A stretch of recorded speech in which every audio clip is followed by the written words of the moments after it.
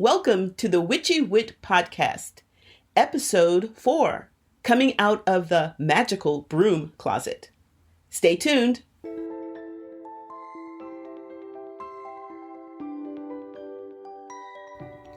Welcome to the Witchy Wit Podcast, where we look at life through a witchy lens. I'm Kimberlyn. I'm Leilani. At Witchy Wit, we explore current events, Ideas, music and books, and experiences in ways that recognize energy and life in everybody and everything. We are both real witches. And we bring two real perspectives through the lens of our different ages, Races, and backgrounds. with a healthy skepticism for what we have been told is true. Our conversations are raw, candid, and vulnerable. Join us as we cast a spell to uncover what we each know is true in our intuitive, witchy selves. Welcome everyone into our circle. We're so excited to spend time with you here today at the Witchy Wit Podcast. Before we jump into our discussion about coming out of the magical broom closet, we wanted to take a second and check in. So, Kimberlyn, what are you thinking about outside of what we're going to talk about today? Well, so it's been a packed couple of weeks. I had some family, there was a death in the family, and I had the funeral, and then there was the election. It's been a lot of ups and downs. I did some calling for the NAACP, and for the most part, it was pretty pleasant. The people, whether I was just basically encouraging them to get out and vote, not promoting a particular candidate, but just saying, if you want your voice heard, this is the way to do it. But there was one that kind of took me back, and I'm going to go ahead and share it. I don't know. Yeah. This was, I don't even remember the name of the person. I wouldn't say it anyway. But as I was saying, hi, I'm Kimberlyn. I'm calling from the NAACP to encourage everyone to go out and vote. And he said, ma'am, let me just stop you right there. And he continued to say, because of course this is the NAACP, he continued to say, I just don't want to hear about no niggers. Please, whatever you do, let's not talk about any niggers. And I was stunned. I literally just stared at the phone, and I think I said something like, thank you for your time, and hung up. I was like now I was speechless. And that pretty much shut me down for the rest of the evening. But yeah, so I'm kind of flabbergasted, and I feel as if here in San Antonio and in the circles that I run with, I'm a little protected from maybe what the real world is like, or various parts of the world. And so that was a little bit of a wake up.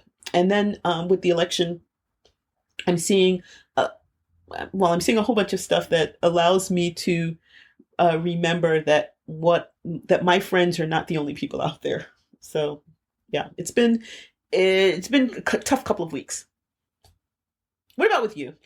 Hopefully you can lighten the load here. Before I do say that, though, I just want to say that I am grateful that you choose to share that with me, that we were able to have that conversation, because while I don't want to think about the fact that that's reality, it is reality. And I think a part of me being in solidarity with you as a friend, and also in community with this world, is that I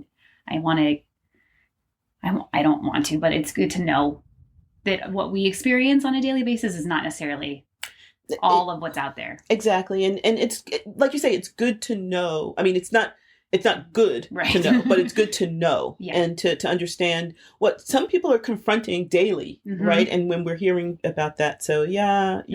I like how you say that, what some people are confronting daily. Yeah.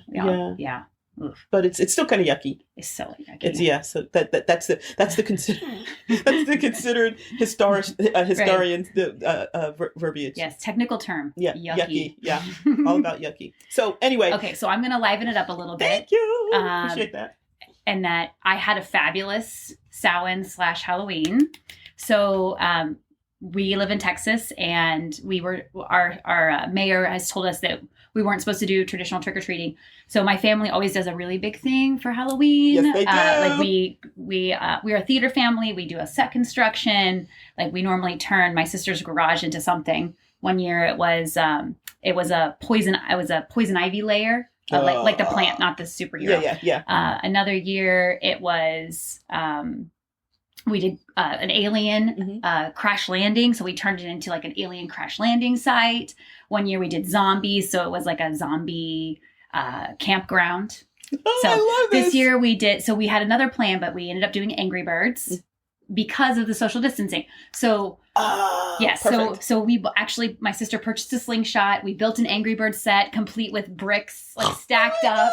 It was wonderful. And we even had like pigs that we had, like the green pigs, like shoved into holes in the brick set. It was wonderful. It was so great. We had a slingshot.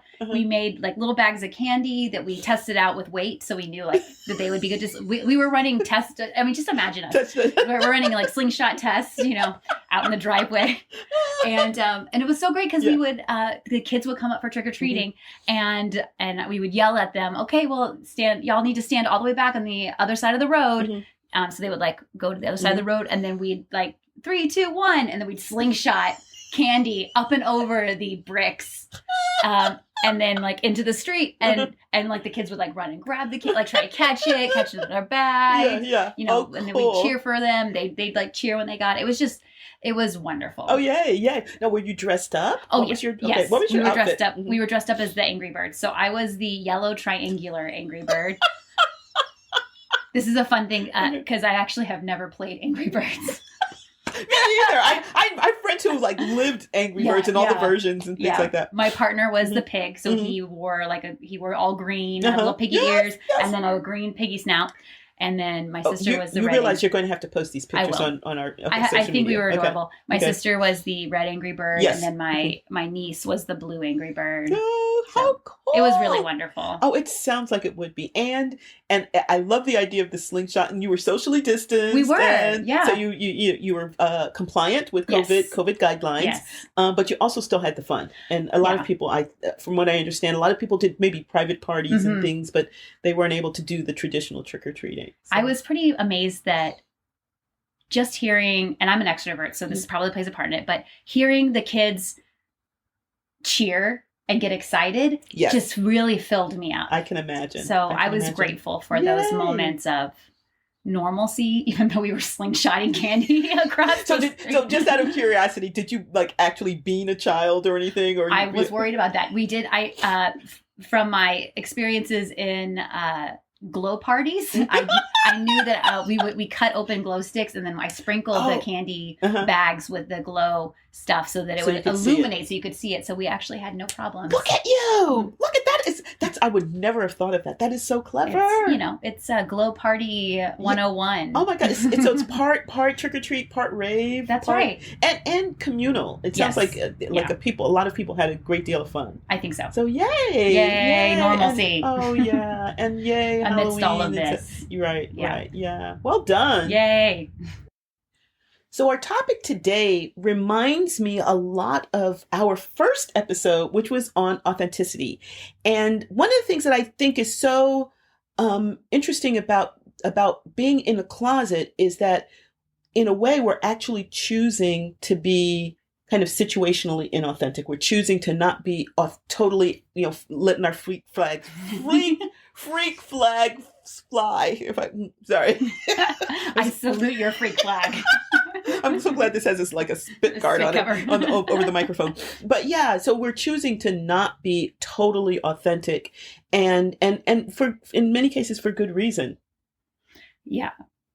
And oh, you don't have to say. I didn't mean to just like lob that in your direction without you knowing about it. So yes, I agree. So so one of the things we'll be talking about is why one is in the broom closet, because when you have to be in before you come out.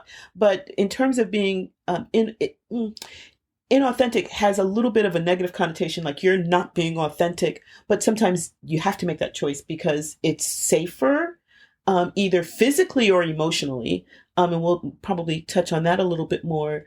And it, sometimes you just kind of have to let the situation be as smooth as possible, and not having various aspects of yourself out there means that things will go a little bit more smoothly. In a perfect world, I would I wish we lived in a world where no one had to come out about anything. Mm-hmm. That it was that a person's identity development was honored to unfold in whatever way it would choose to unfold, but we don't. Right. No, and a lot of people unfortunately have to come out about a lot of things. And so part of us using the phrase coming out of the broom closet, which I've heard a lot in witchy circles, is us standing in solidarity with other groups who also have to, and maybe are more of the tip of the spear of this mm-hmm. concept of coming out, and us standing in solidarity with them in that journey to owning up to who we are in a culture that doesn't support just us being who we are, but instead we have to like climb a mountain and stake a flag and say like, right. I am a witch and I stake my identity in witchdom. Yeah, you know? right. And then our freak flag flies to go back to that. Wow, very nicely done. Thanks. Yeah. But, and the idea that, so we're standing in solidarity in a number of different ways, but one of the benefits, I don't know if this is the right word, but one of the benefits of coming out of the closet is actually kind of paving that way to that time when there is no closet, right? Mm-hmm. We just grow up, like you say, developmentally, we just grow up as who we are. And it's not even that it's honored. It's that like no one cares. Right. So it's not, I honor you for being brave uh-huh. and bold and doing that. It's just like, that's what she is, or mm-hmm. that's what he is, or that's what they are, so, that idea of this world that we're aiming for is, I think, a powerful one, but that we're not living in. We are not there. So not there. And so not there. So not there. Yeah. Before we can really come out of the broom closet, which involves sharing it to others, I think that the first step is really identifying it within ourselves. Mm-hmm. And I think whenever I was coming into my spirituality, my faith, and then I realized it wasn't what was being presented to me externally. Right. Yeah. There was a reckoning that happened within me where I had to say, like, my internal dialogue was like, whoa, this stuff outside, this stuff externally is not jiving with me. Mm-hmm. Jive, white, whatever. What is the 1920s? Yeah, right. I guess my inner witch is like from the 20s. We all reflect the time period and era. So then there's like this sort of coming to grips with like, so if that doesn't fit, then what does fit? So do you feel as if you were trying on? I don't know if this is the right way. Do you feel as if you were living your life? And did you feel as if what you were living was not quite what was inside, or were you? Can you speak a little bit more about that? Yeah, absolutely. I think I definitely knew I was spiritual. Mm-hmm. I think I always have been. I just was trying to like ram myself into this box of, my family was Christian growing up. So I was constantly trying to fit myself into this box because spirituality meant, for me, for my family, it was Methodist. And I kept trying really hard to be that because I wanted it. Like, I remember sitting down with the Bible and like trying to read it. And when I was a kid, I was an acolyte, which meant like I got to carry the fire in, mm-hmm. and I loved it. What I loved was carrying fire. Right. Well, but who knew? Performing like this ritualistic lighting of the candle and bowing. That's what I loved.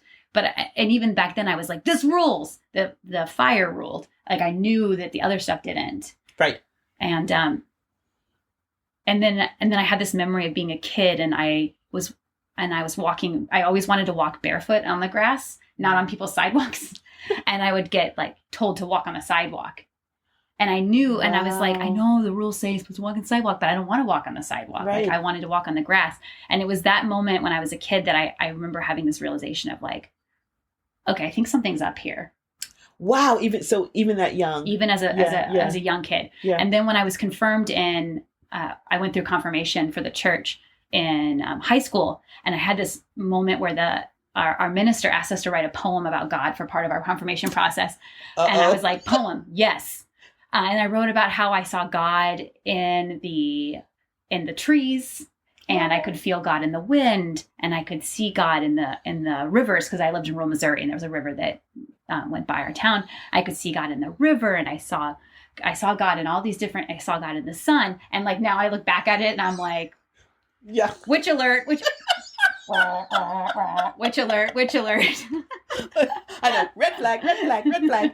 Yeah. That's wow. So even that's amazing. I think my journey is a little bit different. May I? I'm so excited to hear. I'm so excited to hear. So I was raised Baptist, and and I was hardcore. I mean, I used to have the whole Bible memorized. I mean, yeah, that's well, and so that probably is not like being Baptist. That's probably just my OCD. That's true. The historian in me, Yes. we will memorize all of this kind of stuff. But so there was that period, and actually there's a lot more going on there, but not pertinent to today's discussion. But maybe we'll get to it another time. And then I guess I don't know if it was in high school. So this was from the time I was a child and until I was in high school, and I was an organist. And so every once in a while I'd sub at different churches, and I began to play for an Episcopal church. Oh my gosh. And smells and bells. I mean, incense, candles, ritual, bowing, stand, down, up, the bells ringing, choir singing. It was just amazing. And so I said, oh, I guess I'm Episcopalian. I mean, because that was resonating for me. Baptist, we had, and it was, we didn't have that sense of ritual, so I loved that. I loved the fact that at certain periods you were supposed to be kneeling, at certain periods you were supposed to be standing, at certain, so I really loved that. And I didn't like the fact that it said, if you don't do this, you're going to hell. I mean, they didn't say it quite that way, but that part didn't jive with me. it didn't resonate for me, and I couldn't figure out why. And it kind of was the same thing. I loved the music, I loved all the ritual, but I didn't actually like the doctrine. Which is like the main point of being there, right? The rest of it is all decoration, but I love the decoration, and I didn't like the core, or the core didn't. It wasn't that I didn't like it; it didn't fully satisfy me. And I think I mentioned in a couple of episodes about reading Sage Woman and how everything in it just resonated for me, kind of like your wind and the rivers and natural living and herbs to heal your body, and all of these things just sounded like me until I turned back and looked at the cover and saw it said witch, or something in there that said witch. So it was only about 20 years ago that I came out of the closet, because I found satisfaction in a whole bunch of other things, and I made that enough. It wasn't a matter of me saying I'm really a witch, but I'm just going to do all of these other things. It wasn't that conscious. It was more, okay, this ain't it, but it's good enough. And so it was only about 20 years ago, and we talked about this, that I said, you know what? It may be enough, but it's not. It's not enough already. Like, when am I going to really live everything I want to do? And I'm not. I don't think I'm doing it yet, still. But that was one aspect of me that I felt as if I was repressing, and so I admitted to myself and to my now my ex, but my husband at the time, that I don't know if I used this word witch. I said spiritual. Goddess focused spirituality is how I kind of beat around that bush for a bit, but inwardly I began to play with the idea of the word witch, and liked it.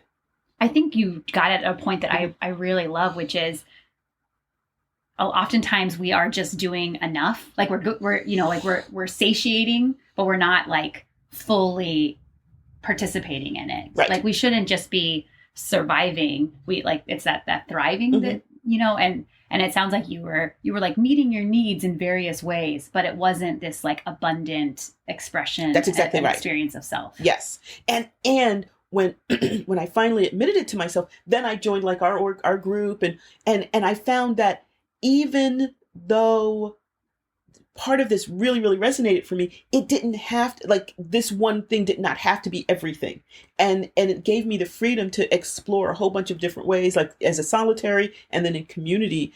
And that, I think it was that, for me, coming out of the broom closet to myself, allowed me to just explore myself more, not just the spiritual aspects, but just me, Kimberlyn, by herself more. Yeah, unblocking that part of myself not only allowed me to explore being a witch, but it also like freed the flow of energy into all these other areas of my life. Totally. So it's like if we block one part, then we're blocking this really powerful part of ourselves. Right. I never thought of it that way. That's a good point. Good way of putting that. I saw this TikTok video. So my little sister always sends me TikTok videos.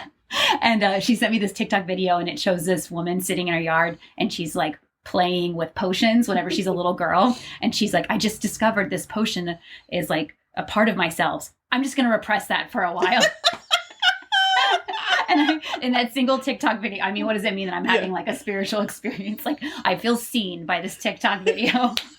Oh, you have to forward that to me. I definitely have to see that. Yeah, no, I think that really speaks to, there's these moments where you're, it's so real and it's so you or so me I feel like so aligned. That's the word I'm thinking about. I feel so aligned with everything that I want, and then now I can do that, and I didn't allow myself to do that for a long, long time.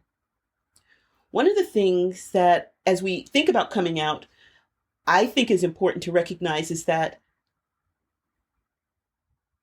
there are periods of time when we're not really totally out, where we're not out of the closet. Maybe we stick out a foot, or where our head's out, or, we like our hand kind of curls around the door or something like that. But I think you mentioned it before as partially out of the closet.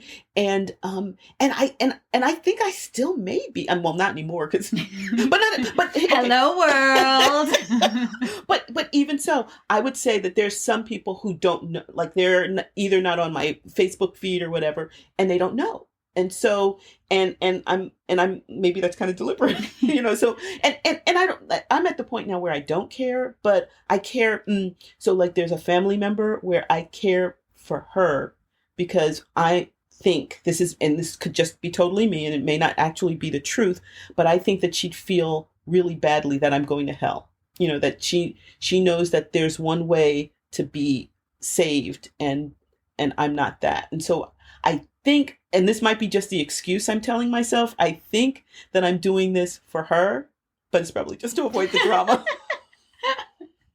So I'm kind of partially out, but and the rest of like my people at work kind of sort of know if they care to find out. Most of my friends know and stuff, but there's a couple of family members that don't. So what was your coming out process like? It wasn't actually a process. It wasn't, so I didn't deliberately do anything. I think probably what the most obvious thing would be that I would say my women's spirituality group or something like that. And then if people asked, I would then go further. I'm pretty sure I never used the word witch, because that means a whole lot of different things to, as we've said, to a whole lot of different people. But I don't necessarily hide it. I don't let it fly. With some people. Did I answer the question you asked? You have your freak flag up on the pole. Yeah. But it's not necessarily broadly flapping it's in the furled. breeze. It's kind of furled. It's furled up, It's like lovingly kept. Yes, exactly. Yeah. No, I'm not standing there like waving it from side to side. Yeah. No. But there are times when I do. So and again, it's the people that I'm with. So some people, particularly with some of my students, I like to be able to say that, because that gives them permission to be whatever, freaky thing they want to be, so I think it's kind of situational for me. What about with you? So for me, so I'm very out on Facebook, and I'm very out on Instagram. I'm very out on social media. Whenever we started this endeavor, I posted that shiz to both, to all of my accounts. Just very with, I didn't shield anyone from it. I'm imagining some people didn't already know, but probably most people did. But I work I'm a teacher in public schools, and I am definitely not out of the broom closet there. And that's on purpose, because I definitely don't feel safe in that. Now I am out to the people I'm close to. So the people that I'm close to at work, who I would consider friends, they definitely know, but I definitely am not. Like the way that there's a coworker of mine who she has like a Jesus calendar, on her wall, right. And she has like Bible quotes. I certainly don't have whatever the witchy equivalent of Bible quotes, The witchy, the witchy read, or the god, the star goddess thing, like my love is carnal. Yes, yeah. Like I don't have the charge of the dark goddess on my wall. Yeah. All acts of love are my ritual. Yeah. Although that would be cool. It would be so cool. But I definitely see, and I see people that have things like that, and I am envious of that. They can just be so, just whatever about their faith, and I feel the inequality in that. Yeah. But I do have. So one of my strategies is that I feel like I slide people into my witchiness by I just have them know me as, oh, that tree hugger, oh, that hippie, oh, that, whatever. Like that's my leading edge, right, right. And then in my office, I have lots of Halloween decorations that I keep out all year long, like signs that say like the witch is in. My other car is a broom. I have my coworkers have gotten me, and my coworkers that know get me a lot of stuff around Halloween time, and then I just keep it up all year long. I have a witchy window cling like on my window. But I leave it up all year long. And I'm a custodian at my campus. I've been here for years. Mm-hmm. Him and I have known each other for 5 years at least. And it was this year that he was like, emptying out my trash can, and we chat, and he was like, he's very blunt and wry. And he's like, so I was just curious if you were a witch or something. And your answer was? And I've known him for a while, and he's a cool guy. So I was like, yeah. I love it. And he's like, well, I know some other witches, and I just saw all this stuff in your office, and so I just kind of figured. And I was like, yeah. Yeah. That's sweet. That's sweet. Really sweet. Yeah. So one of the things when right before our first, before we recorded our first episode, I went to Spirit Halloween, and I got a couple of things for you, and I have a sticker on the back of my laptop that says where my witch is at, and so I didn't, I know it's there, and it's not that I'm hiding it or anything, but sometimes when I'm in class, we use the computer in the classroom. I teach in a university. We use the computer in the classroom, but sometimes I like to have both computers there because I'm doing something else, and so it's interesting to see the students, because I have it the way I have it on the back. It's when it's opened, it's so that they can see it and read it upright. And so it's always interesting to see the students who look and notice it. And first they're kind of frowning, and then they, so, but that's where I feel like I'm more fortunate than you, because I'm at a university, which is more, I think, more open to diverse lifestyles and opinions and ideas.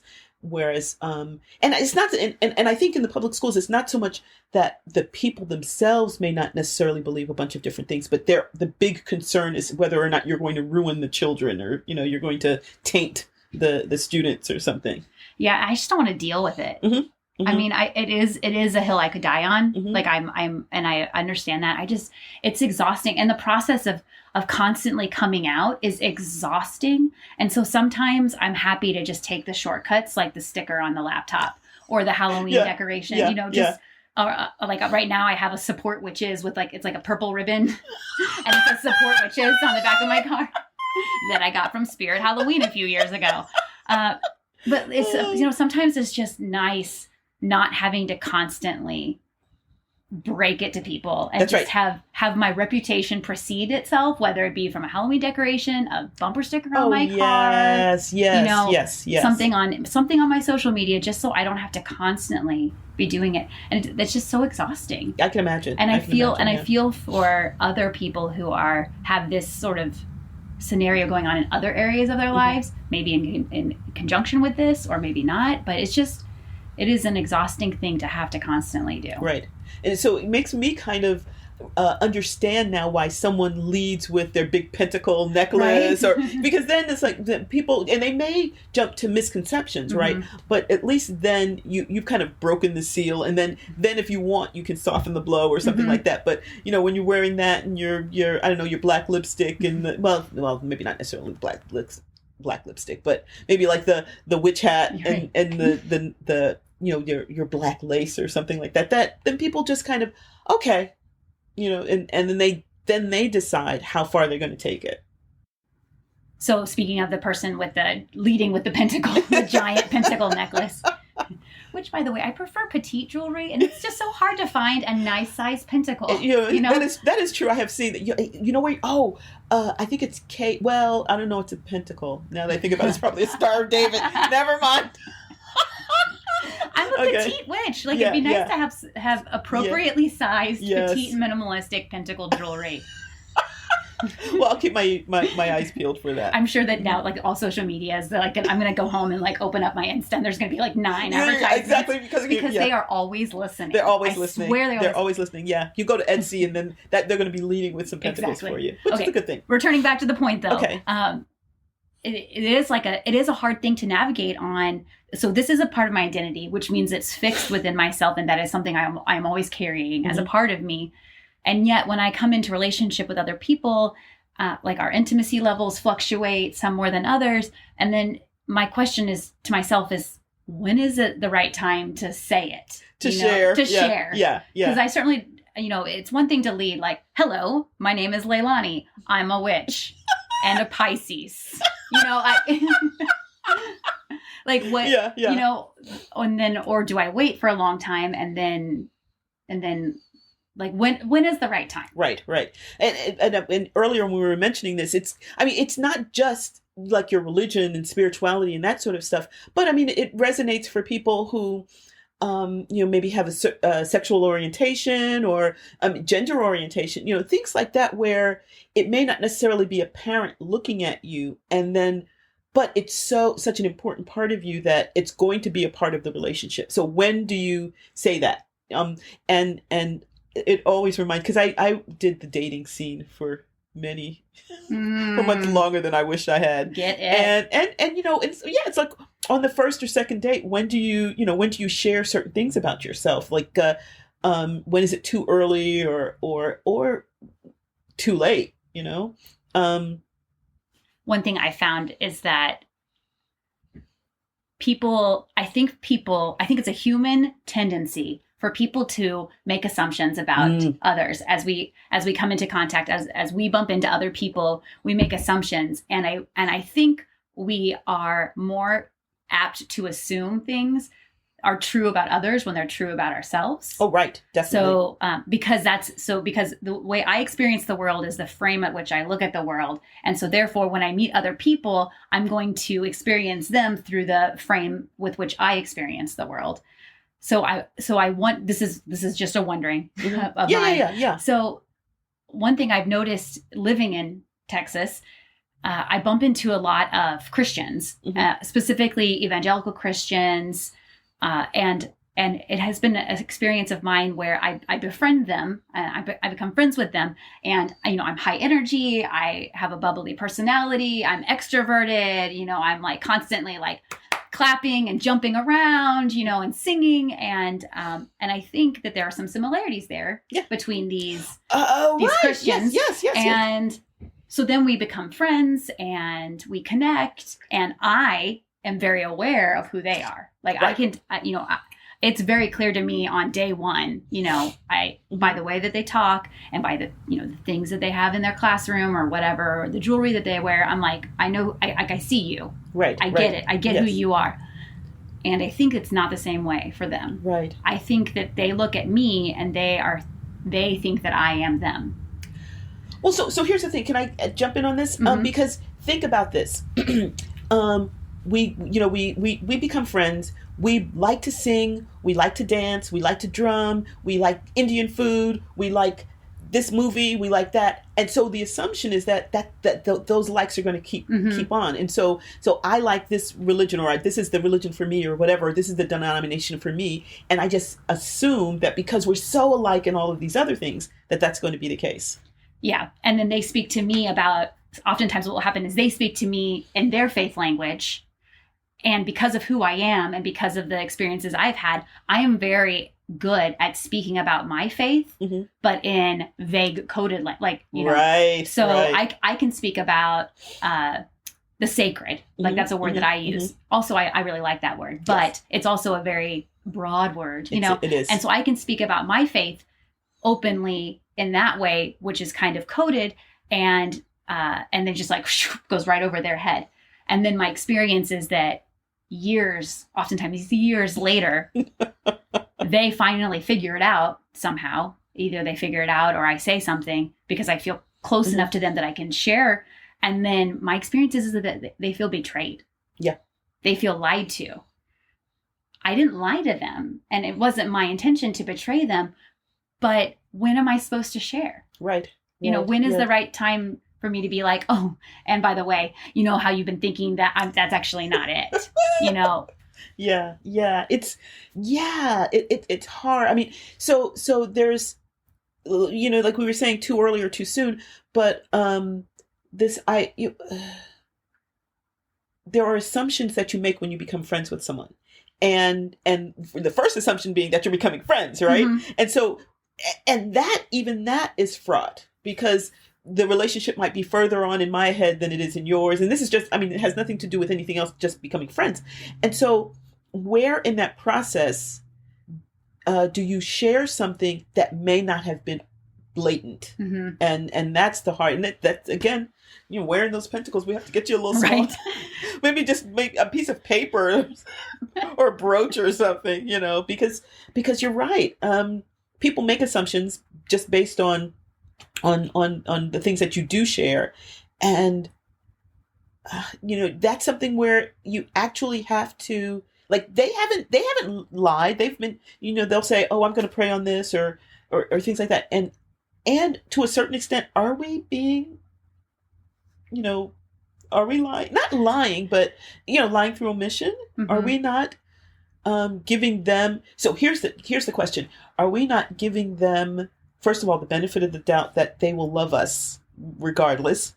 But then second of all, are we cheating them of the opportunity to become our friend based on knowing who we are all the way? It's a vulnerability risk. Exactly. And for them, for this imaginary person that we have out here, it is a low vulnerability risk for them to say that they are whatever. And it is a high vulnerability risk for me to say that I am a witch. Yeah. So it's an uneven playing field.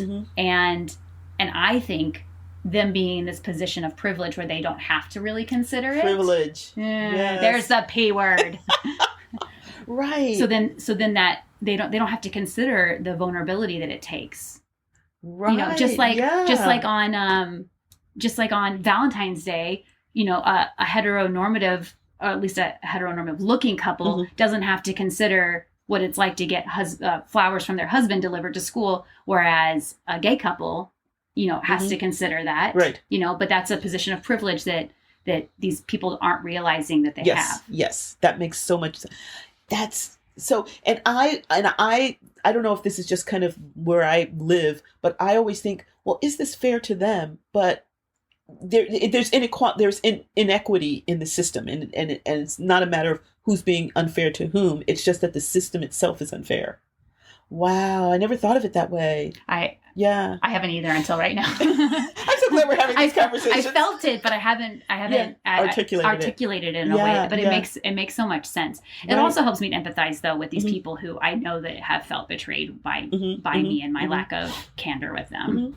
But when, so the point is, then when something like this happens, I wonder if you go back and look and wonder when would have been the right time. You know, like, would it have been when we did that, or, you know, has that I definitely. Are you kidding? 3 a.m. Wednesday morning thoughts as I'm laying in my bed, like wondering about how I wronged people. Should I have told them when we went out and had Indian food? I know. It's like, when would, well, I think we in thinking about this episode, one of the things that we said is there ever a good time? And there is no really good time to come. So here's the thing. There's no good time to come out of the closet. Because by virtue of coming out of the closet, you've just made it a deal. Mm-hmm. Whereas their relationship with the sacred is not a deal, mm-hmm. And so, even if we had done it on the second date, it would have been a deal. Right. I mean, it would have been something that they're going to have to handle, and we're going to have to handle them handling it. Right. Because. Oh my gosh, what you just said. How many times has it been like, I just don't want to deal with them dealing with this? Yes. Yes, and like people sometimes will say to me like, oh, so you are a witch? I would love to know more about that. And my inner thought is, just read the pamphlet. Like, I just wish that I had like a pamphlet. Sure. Like, just read the pamphlet, honey. Yeah.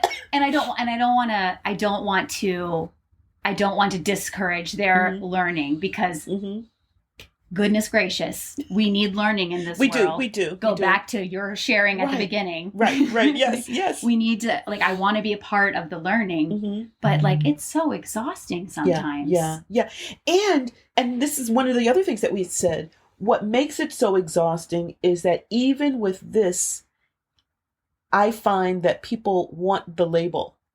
They want, okay, so you're Wiccan. Mm-hmm. Well, this comes back to the witchiness, right? And so there is no, one of the things I like about what I am is that witch means a whole lot of different things to a whole lot of different people, and trying to explain mm-hmm. that to each individual person, like you said, mm-hmm. it's exhausting.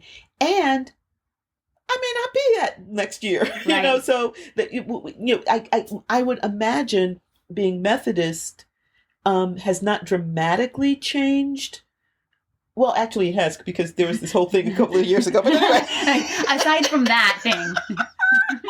Okay. It normally doesn't change that much. Yeah, right. So the label Methodist usually means a certain thing, whereas the label witch, I think the outside culture thinks it means one thing, right. But for many people, who wear that label, it means a lot of different things. So a part of the education is not even just getting over witch is not what you think witch mm-hmm. is, but then my version of witch is. So coming out of the blue, yeah. So yeah, that's it's exhausting. And part of the coming out implies too. So the system is broken. Let's put the system on trial. Part of this coming out is that it implies that when we come out, I am this thing. Yes. I am this static thing, mm-hmm. Mm-hmm. that is this. I am X. Yes. And I will always be X. And I have always been X. And I will always be X. So get used to X. And once you know I'm X, then you can relax. Right. Because you know what I am. Yeah. Yeah. And the truth of it is that that's not the truth. That's not the truth. That is not the truth. I remember when I came out to out of the broom closet to my parents. Mm-hmm. So I'm a freshman in college. Oh my gosh. Therefore, I know everything, right? Of course you do. Of course I do, because I'm a freshman in college. So I know how the world works and mm-hmm. I know everything. But anyways, I was lucky enough that I found a community in my college mm-hmm. area that helped me to put language around this thing that I did not know. Right. Which I think is probably true for a lot of people. Yes. That, they go away to college and these parts of themselves that they don't know how to name, and they don't know what they are. Hopefully they find solidarity and support and community. Yeah. So I found this community and they helped me understand. So, that like why I like walking on the grass and not on the sidewalk, mm-hmm. and what it is about the sun and the trees that I see God in, and that God didn't really fit for me, but like this does. So I go home and I tell my parents that I'm Wiccan, right? And of course they're terrified. Mm-hmm. Now I have to say I am lucky. My parents were pretty supportive. Good. Which, is I think implied in the fact that I went home and told them, right. Mm-hmm. But they were pretty supportive, but they were scared because, like you said, like we have to educate that, which does not mean that I eat children, that I'm going to like worship mm-hmm. Satan, mm-hmm. Although like I'll drink blood. Right. Which, some whatever. We don't judge. Right. I'm not judging. Definitely been to satanic rituals. Yeah. And I am a big fan of Satanism, but I am not that. But, you know, I had to educate them, I'm not joking you on this. I gave my parents, you know, that pamphlet. I gave them, that we mentioned earlier, I gave them a book, and it was called What to Do When Someone You Love is Wiccan. Which we'll put a link to. So I Googled it. It is still in print.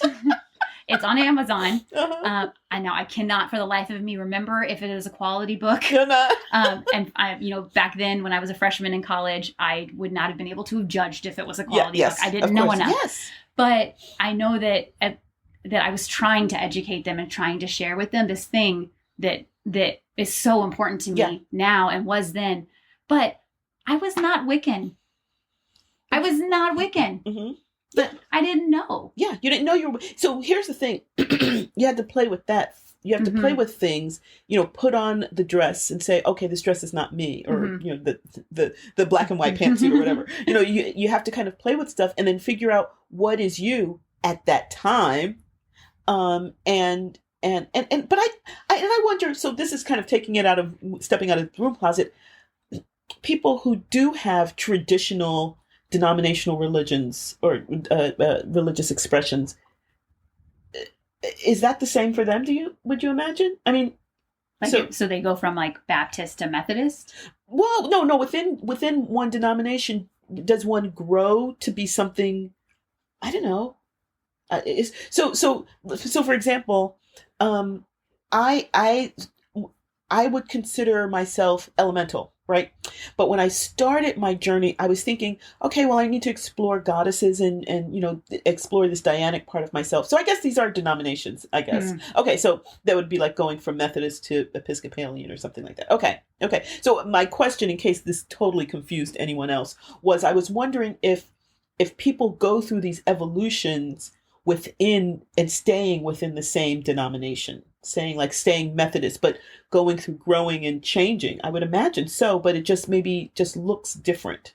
I wonder too, maybe if that might look like I start off in the hospitality committee for my church, but then I move to the acolyte. I don't know. Yeah. Like I wonder. I don't know. Or you know what it is. I'm so removed from the church. I'm like. Okay, this is what I think. Okay, please help me out, Kimberlyn. this is what I'm thinking. I think what it is that it's like the heteronormative. It's the religio-normative. It's that you just grow deeper in your faith, and you figure out what part of it resonates for you most, and. But that's the norm, right? And everybody, well, not everybody, but a lot of people feel like they go through that. Whereas for us, because we have no norms, it's we don't also stay in the same box. So they stay Methodist, but they grow in Methodism as a Methodist. Okay, all right. And so I mean I've heard people say things like, you know, the church just doesn't feed me like it used to. And so I'm wondering, or like being in the choir doesn't, you know, light my fire like it used to. So I mean, I imagine that this is a interreligious experience because it's a human experience, but the lack of structure within us being, as we say, a witch or paganism allows us to freely move and explore. Yes. Whereas maybe these other religions like, are more rigid. Yeah, my moving from being a Baptist to an Episcopalian is a perfect example of that. Yeah. Okay. There we go. Wow. We like to read poems or some sort of artistic expression at the end of our episodes. And so today's, we're going to be reading a poem, and it's by Manitanquat, who is a writer, a speaker, motivational, aging hippie, just an all around, like great, like I want to party with this guy. And his poem is, I think, just so expressive of some of the things that we've been talking about today. One of the lines that really stuck out to me was when he said, if our eyes could ever meet without fear, we would recognize each other. And I think something that you and I are noticing as we've been talking about this is we keep bumping up against this wall of identity that is thrust upon us culturally. that when we're born, you're straight. When we're born, you're a boy or a girl. We tell you what you are.